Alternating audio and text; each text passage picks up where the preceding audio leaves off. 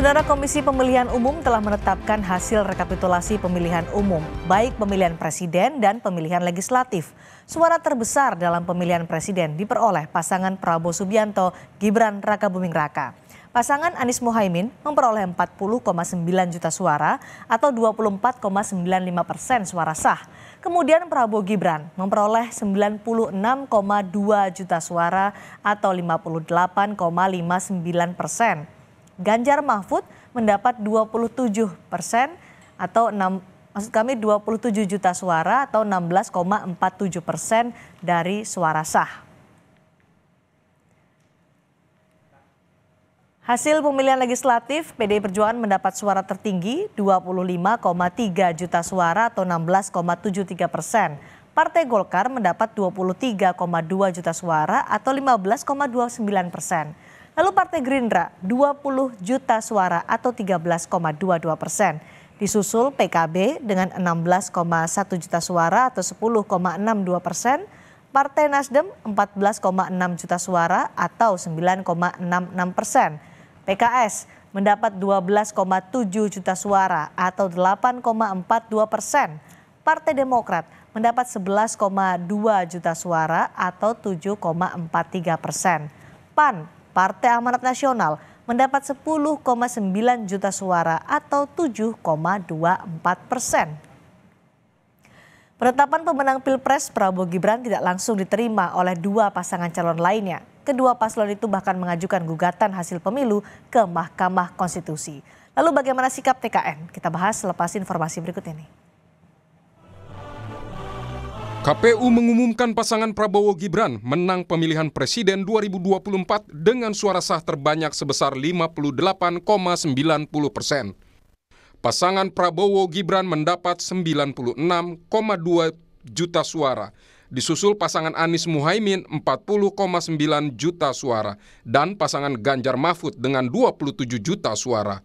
Prabowo Gibran unggul di 36 provinsi, sementara pasangan Anies dan Caimin unggul di 2 provinsi. Haji Anies Rashid Baswedan PhD dan Dr. Haji Abdul Muhaimin Iskandar sebanyak 40.971.906 suara. 2. Jumlah suara sah pasangan calon presiden dan wakil presiden nomor urut 2 Haji Prabowo Subianto dan Gibran Rakabuming Raka sebanyak 96.214.691 suara. 3. Jumlah suara sah pasangan calon presiden dan wakil presiden nomor urut 3 Haji Ganjar Pranowo SHMIP dan Profesor Dr. Haji Muhammad Mahfud MD sebanyak 27.040.878 suara. Sementara hasil pemilihan legislatif, PDIP mendapat suara tertinggi yakni 25,3 juta suara atau 16,73%. Partai Golkar mendapat 23,2 juta suara atau 15,29%. Lalu Partai Gerindra 20 juta suara atau 13,22%. Disusul PKB dengan 16,1 juta suara atau 10,62%. Partai Nasdem memperoleh 14,6 juta suara atau 9,66%. PKS mendapat 12,7 juta suara atau 8,42%. Partai Demokrat mendapat 11,2 juta suara atau 7,43%. Partai Amanat Nasional mendapat 10,9 juta suara atau 7,24%. Presiden terpilih Prabowo Subianto berjanji akan menjadi presiden bagi seluruh rakyat Indonesia. Prabowo juga mengajak seluruh rakyat bersatu. Kita telah dipilih oleh rakyat Indonesia. Mandat rakyat Indonesia adalah di tangan kami. Tapi kami akan menjadi presiden, wakil presiden, pemerintah untuk seluruh rakyat Indonesia. Pemilihan umum, pemilihan presiden terutama pemilihan umum sudah selesai. Semua pilihan rakyat adalah harus kita hormati. Yang memilih 02 kita hormati. Yang memilih 01 kita hormati. Yang memilih 03 kita hormati. Ya. Kita bersatu. Capres Pemilu 2024 Anies Baswedan menanggapi soal peluang bergabung di Kabinet Prabowo Gibran. Anies menegaskan akan terus membawa agenda perubahan karena kebebasan berpendapat adalah hak warga. Kami tegaskan bahwa agenda perubahan itu terus ingin kita bawa. Karena kita ingin Indonesia yang adil, Indonesia yang memberikan kesetaraan kesempatan, dan Indonesia yang pemerintahannya memberikan ruang berdemokrasi yang benar, yang baik. Sementara itu, pasangan Ganjar Pranowo Mahfud MD mengajukan gugatan terhadap keputusan KPU terkait hasil pemilu presiden. Ganjar menyebut gugatan akan diajukan Jumat atau Sabtu. Tim Ganjar Mahfud sudah bersepakat. Kalaulah semuanya ini harus diluruskan agar demokrasi bisa berjalan dengan baik, maka benteng terakhirnya adalah Mahkamah Konstitusi. Dan kami sudah menyiapkan tim dari tim hukum untuk kita segera mendaftarkan apakah besok atau Sabtu. Selaras dengan tim Ganjar, tim hukum nasional Anies Muhaimin telah resmi melaporkan sengketa Pilpres 2024 ke Mahkamah Konstitusi. Ketua Umum Tim Hukum Timnas Amin, Ari Yusuf Amir menyebut target gugatan ini adalah pemungutan suara ulang. Intinya adalah permasalahan pencalonan wakil presiden, calon wakil presiden di 02. Dari awal proses tersebut bermasalah dan lanjutan masalahnya luar biasa. Karena kebetulan calon wakil presiden ini adalah anak seorang presiden sehingga membawa dampak yang begitu luar biasanya. Nah, jadi seandainya nanti ini diterima sebagai satu argumen yang kuat oleh Mahkamah Konstitusi, tentunya kami mengharapkan dilakukan pemungutan suara ulang tanpa diikutin oleh calon wakil presiden 002 yang saat ini. Selain gugatan ke MK, hak angket terkait dugaan kecurangan pemilu juga akan digulirkan partai pendukung pasangan Ganjar Mahfud. Tim Liputan Kompas TV. KPU telah menetapkan Prabowo Gibran sebagai pemenang Pilpres 2024, sementara Anies Muhaimin dan Ganjar Mahfud bersiap menggugat hasil pemilu ke Mahkamah Konstitusi.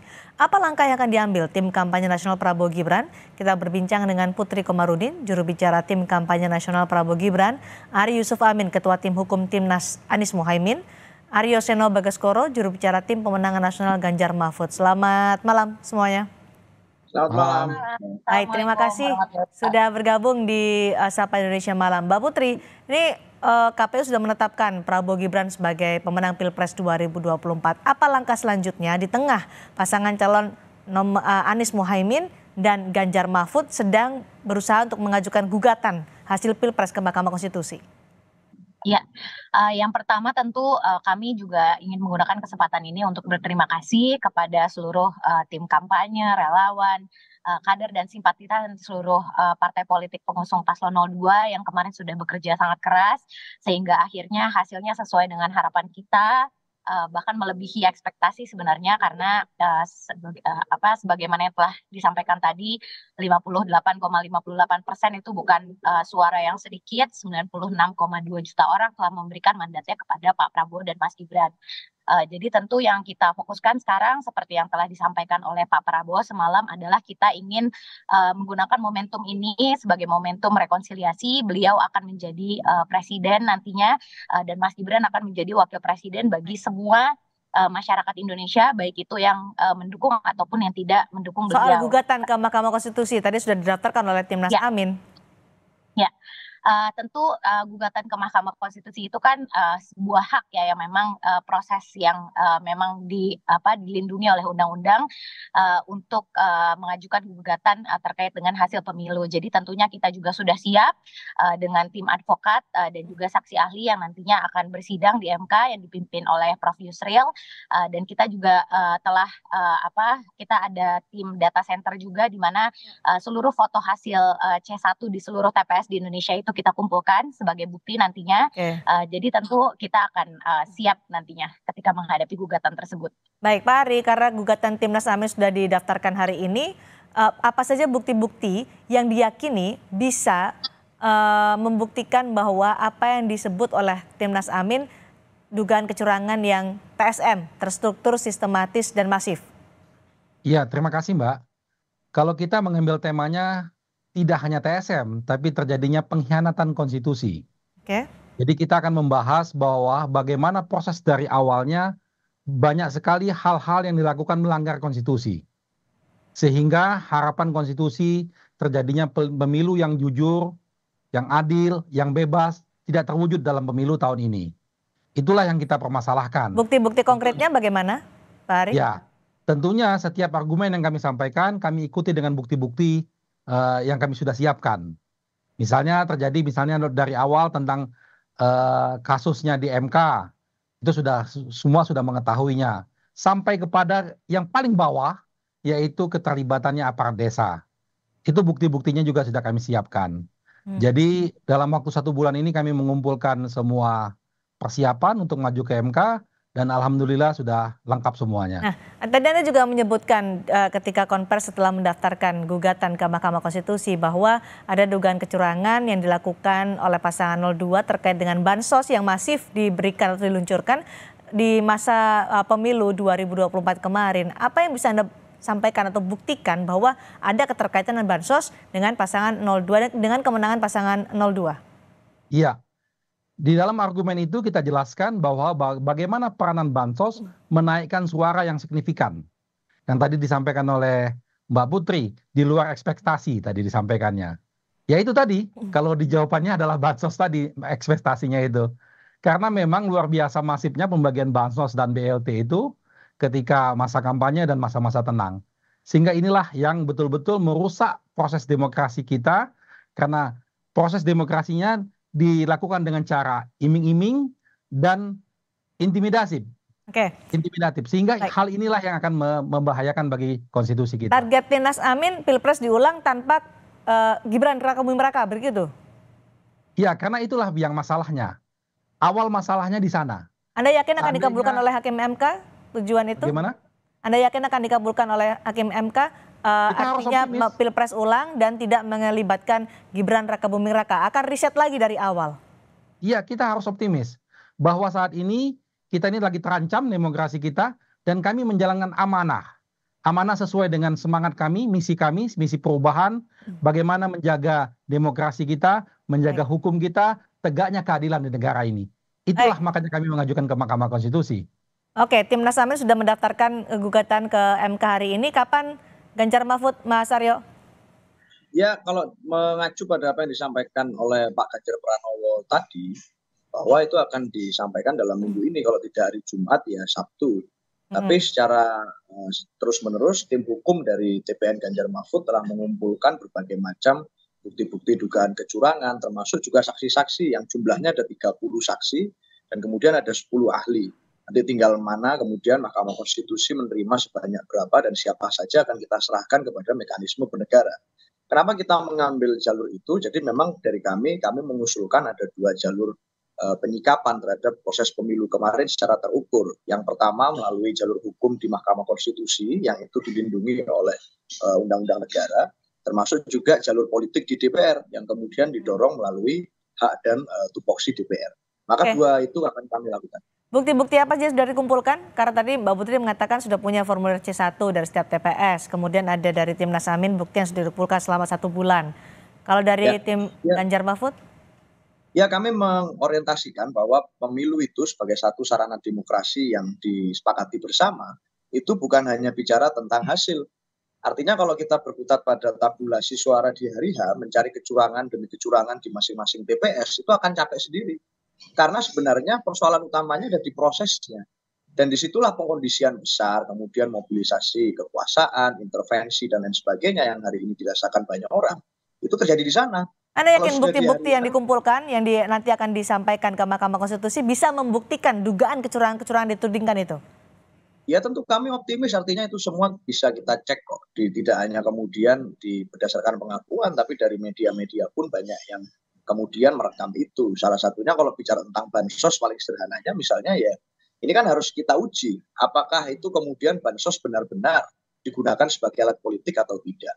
Nah, kalau kemudian tidak menjadi alat politik, kenapa kok kemudian masif sekali sebelum pemilu dan setelah pemilu ya sudah tidak ada lagi semasif itu. Nah, ini kan perlu diuji. Bagaimana mekanisme pengujiannya ya? Kami menggunakan jalur konstitusional di MK dan di DPR. Jadi kami rasa ini adalah bentuk kami menyikapi pemilu dan bukan berarti kami tidak negarawan karena tidak mau langsung rangkul-rangkulan. Saya rasa itu. Soal saksi Anda juga ya punya saksi yang bisa menjelaskan bahwa itu betul terjadi, ada hubungannya dugaan-dugaan kecurangan pemilu sebelum pemilu berlangsung hingga hasilnya seperti yang kemarin ditetapkan oleh KPU. Ya, tim hukum kami dengan Pak Todung Mulya Lubis sebagai leading sektor sudah memberikan keterangan bahwa sudah disiapkan sejumlah setidaknya 30 saksi. Nanti kemudian MK yang akan melakukan verifikasi berapa yang diperlukan untuk hadir di persidangan. Tapi kami pastikan bahwa saksi-saksi itu memang kredibel dan memiliki keberanian untuk bicara di persidangan. Kalau Timnas Amin targetnya adalah Pilpres ulang tanpa melibatkan Gibran Rakabuming Raka, target dari tim Ganjar Mahfud? Ya kalau muara perjuangan hukum di MK saya rasa adalah ya itulah mekanisme kalau mau mengevaluasi pemilu termasuk menggugurkan hasil. Tapi kalau kemudian bicara di DPR perjuangannya murni adalah untuk mengevaluasi agar tidak terjadi lagi replikasi cara-cara yang sama seperti kemarin di pemilu-pemilu ke depan. Jangan lupa masih ada pilkada di tahun ini dan ada pilpres lagi yang harus kita hadapi. Semoga masih akan kita alami di tahun-tahun depan. Mbak Putri, tanggapannya tentang amunisi-amunisi dari paslon Amin dan Ganjar Mahfud untuk di Mahkamah Konstitusi? Ya, yang pertama terkait dengan hak angket ya. Saya sendiri sebagai anggota DPR RI dari fraksi Partai Golkar tentu merasa bahwa hak angket itu tidak diperlukan untuk saat ini. Kenapa? Karena kalau tadi disampaikan ada kecurangan TSM misalnya, di dalam Undang-Undang Pemilu sendiri sudah diatur bahwa kecurangan TSM itu adalah sesuatu yang harus dilaporkan kepada Bawaslu dan diselesaikan mekanismenya pada pelaporan ke Bawaslu. Jadi alih-alih kita misalnya melihat itu menggunakan hak angket untuk menyelesaikan persoalan tersebut ya tentu lebih baik kita menggunakan mekanisme yang ada. Karena toh undang-undang pemilu kan juga dibuatnya oleh parpol pengusung 01, 02, dan 03. Kita sama-sama bikinnya pada saat itu.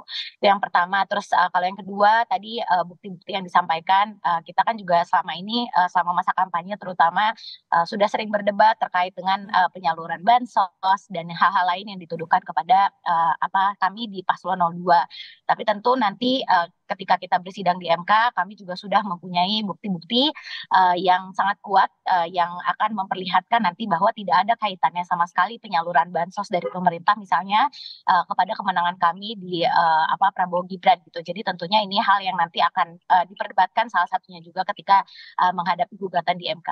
Oke, soal hak angket ada arahan dari Prabowo Subianto soal itu? Ya. Tidak ada arahan dari beliau, tapi kami dari masing-masing parpol sudah mempunyai sikap sendiri dan saya sebagai kader Partai Golkar tadi menyampaikan Partai Golkar tidak merasa ada urgensi sama sekali untuk hak angket pada saat ini karena memang sudah seharusnya kita fokus pada terutama rancangan APBN 2025 yang akan kita bahas di DPR pada bulan ini. Oke, Mbak Ari dari Timnas Amin terutama dari partai politik apakah saat ini terus masih meneruskan atau menggulirkan hak angket? Apa yang kemudian ditunggu? Ya, sepengetahuan saya mereka masih tetap berkeinginan untuk mengajukan hak angket. Nampaknya ini lagi memproses karena kita beberapa waktu yang lalu dimintain semua data-data kecurangan, fakta-fakta di lapangan kita sudah serahkan semua ke partai politik. Saya yakin itu akan berlangsung. Baik, setiap kita bicara hak angket selalu yang dipertanyakan adalah kepada PDI Perjuangan nih Mas Aryo. Karena sebagai inisiator untuk hak angket yang sempat diwacanakan oleh Ganjar Pranowo, semua partai politik menunggu sikap dari PDI Perjuangan. Kapan kemudian PDI Perjuangan akan mengajukan hak angket untuk bisa diparipurnakan? Ya tentu perlu ada timing yang tepat untuk kemudian angket itu akurat. Timingnya apa? Karena mekanisme evaluasi pemilu itu kan banyak. Nah, salah satunya ya hari ini MK sedang diproses dan minggu ini akan berdasarkan penyampaian Mas Ganjar akan segera dilaporkan kepada MK. Angket maka ya tinggal menunggu. Tapi paradigmanya harus sebenarnya berbeda. Artinya kalau kemudian kami mengusulkan ada mekanisme evaluasi, sebenarnya ini tanggung jawab bersama, bukan hanya PDI Perjuangan sendirian. Kalau kemudian kita masih merasa menganggap penting dan perlu untuk di ke depan itu ada pemilu-pemilu yang demokratis, maka pemilu kemarin yang dianggap oleh banyak perguruan tinggi adalah pemilu yang paling buruk, itu harus dilakukan suatu mekanisme evaluasi. Jadi ini tanggung jawab semuanya. Menunggu timing kan menunggu momentum. Momen apa yang ditunggu oleh PDI Perjuangan untuk bisa menggulirkan hak angket ini? Ya agar kemudian ini tidak hanya menjadi satu wacana yang kosong, tapi semua bukti disiapkan. Kami tentu serius. Kenapa? Karena kami sudah menyiapkan salah satunya misalnya naskah akademik untuk disampaikan di dalam mekanisme tersebut. Dan itu sampai hari ini itu sedang serius dikerjakan. Jadi kami rasa sekali lagi ini bukan tanggung jawab kami sendirian, tapi ya banyak pihak termasuk dari mereka yang masih peduli terhadap demokrasi kita ke depan. Sekarang fokusnya akan ke MK dulu atau hak angket kemudian menunggu proses di MK bergulir? Ya, kalau MK kemudian kami sampaikan terlebih dahulu, ini semata-mata karena kami rasa yang harus dilakukan secepatnya adalah pelaporan ke MK. Baik, Mbak Putri Komarudin, setelah penetapan KPU soal siapa pemenang Pilpres 2024 kan kemudian Prabowo Subianto menyatakan akan merangkul semua pihak. Sebenarnya apa sih alasan dibalik itu? Karena Pak Prabowo yakin bahwa membangun bangsa ini adalah sebuah tugas yang sangat besar. Jadi momentum kemarin pemilu yang sempat menyebabkan berbagai perdebatan di antara pasangan 01, 02, 03 ini sudah seharusnya diakhiri dengan penetapan hasil pemilu kemarin. Jadi tentu beliau berharap bisa merangkul seluruh pihak yang ingin sama-sama membangun di pemerintahan beliau bersama dengan Mas Gibran tentunya. Jadi itu tentu pesan yang sangat baik sebagai seorang negarawan ya, karena beliau juga tentu sudah pernah merasakan kekalahan di Pilpres dan beliau tetap menerima tawaran pada saat itu oleh Pak Jokowi untuk bertemu dan akhirnya bergabung bersama Pak Jokowi bersama-sama di kabinet yang pada saat ini masih berlangsung. Apakah untuk menggemukkan koalisi sehingga mengurangi porsi oposisi tujuannya? Ya, tentu kalau soal itu kan itu perbincangannya di antara para ketua umum parpol ya. Jadi masih sangat dinamis tentunya. Cuman kalau dari kacamata ya Pak Prabowo, beliau yakin bahwa kesuksesan pemerintahannya Pak Jokowi pada hari ini adalah karena beliau mempunyai parpol pengusung yang sangat kuat, di mana legislatif juga solid dan pemerintahannya juga dibantu oleh kader-kader terbaik dari masing-masing parpol. Sehingga apa yang telah dicapai oleh Pak Jokowi hari ini, pertumbuhan ekonomi, infrastruktur dan lain-lainnya itu adalah salah satu bukti bahwa konsolidasi politik yang baik itu memang benar-benar bisa membawa kebaikan bagi negara ini. Oke, Pak Aris, soal ajakan bergabung, bagaimana sikap koalisi dari Anies Mohaimin? Ya, kita tidak dalam konteks itu, Mbak. Kita ini punya idealisme, punya semangat, punya visi dan punya misi. Kami mengharapkan adanya perubahan perbaikan di bangsa ini. Nah, ini yang kita koreksi. Kita bukan soal bagi-bagi kekuasaan, jatah menteri atau yang lainnya. Itu sama sekali tidak terpikir di tempat kita. Sekarang pun kita ke MK karena kita menanggung beban rakyat. Kalau di kami katakanlah 40 juta lebih yang telah memilih kita.